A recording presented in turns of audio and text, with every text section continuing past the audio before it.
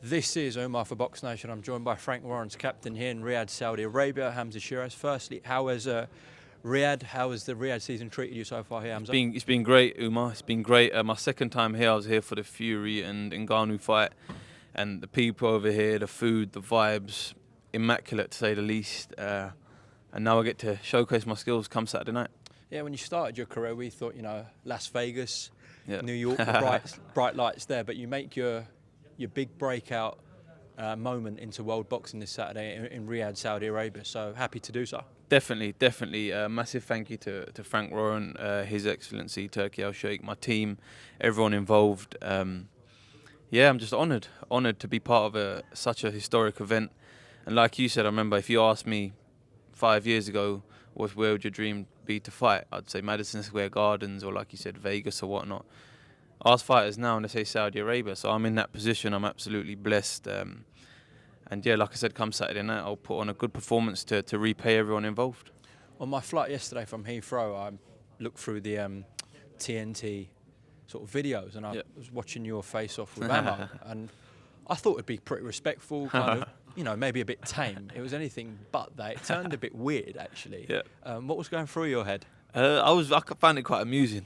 Found it very amusing because I could see right through him. I could see right through him. I could see right through his act. He's never been part of an event of this magnitude, so that's why he's turned up all unique, to say the least. But ultimately, being involved, being a fighter for 7 years as a professional, and being in America for 3 years, I've experienced all these unique kind of personalities and characters and individuals and whatnot, so it's nothing new, Umar. Okay. He kept referring to your height, of course, and you pointing that out to him. Do you truly think that's in his head? It definitely is, because he mentioned it about 4-5 times during that interview. Like, no one even asked him a question about height or nothing. And boom, height, tall, ferocious, blah, blah, blah. So all these names and whatnot he was coming out with was what's embedded in him. And because he had a lot of verbal diarrhea, everything was coming out. So I was just listening to it, and I could kind of I was analysing, and I could see through it. So would you say Ammo Williams is worried about Hamzah Sheeraz? Yeah, definitely. It's just one of them things, but at the end of the day, a fighter like that is always a fighter who's going to come sharp and going to come prepared. So I can't think, oh yeah, I'm going to go in there and just blast him out. Hopefully that does happen, but I've got to go in there with the right mentality of the fact that I'm going in there with a world-class fighter. Carl Frampton said, this is the toughest test of your career so far. This is Ammo's also toughest test. He disagreed. Yep.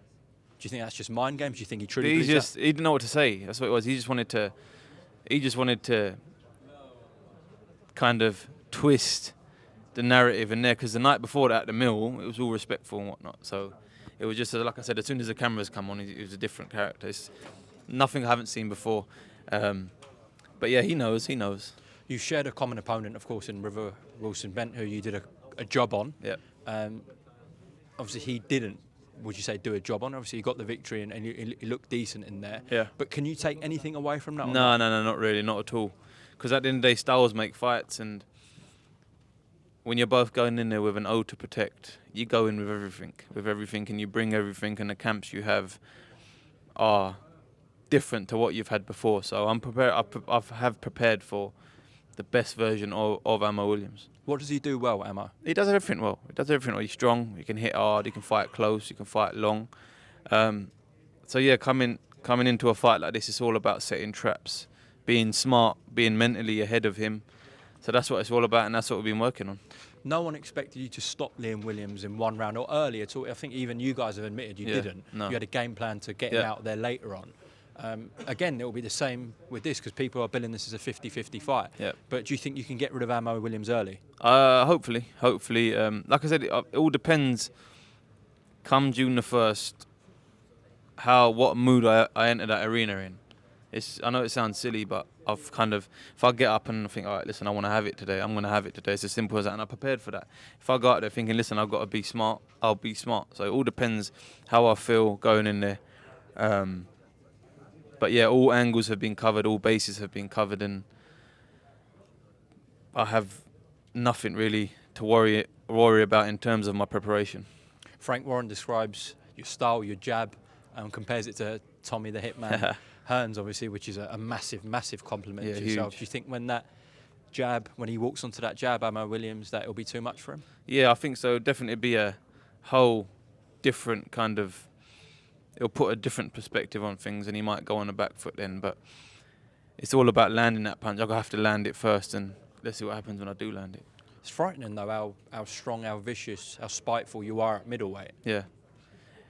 It's the right weight for me. Do you know what I mean? It's the right. It's not easy. It's getting harder each time because I'm getting bigger, getting older, getting stronger. But I'm making it the right way, and I've been doing what I have to do in order for me to make it and make it in the correct manner. So hopefully the long reign at middleweight continues, and I can pick up my first world title weight. You're a very level-headed, focused, calm guy, but it is fight week, and Frank Warren's put a big burden on you, making you his captain. He's got people like Daniel Dubois, who's fought in world title fights before. Zhilei Zhang's fought at world level. Nick Bull's fighting for his second world title, but he's put it on you. Are you feeling that extra responsibility, that pressure? Not really. And I think if I did, then I'd be thinking about that too much rather than the task at hand. So I had to kind of prioritise myself correctly, mentally, to ensure that I do get them extra 4 points, but understanding the opponent I have in front of me. And you've talked a lot about, your amateur career wasn't great, but Frank Warren believed in you, backed you, Andy Aylen as well. So it's your time to repay them, essentially. Exactly that. I said that earlier. And that's exactly what it is. This is in a rivalry as big as this. What better time to repay them than now? So, like I said, I've done everything in my capable power in camp to ensure I can do that and come fight. And let's hope I can. Well, Frank already loves you, but if you can get 4 points from him in stoppage, he'll probably let you move in with him. Yeah, let's see what happens.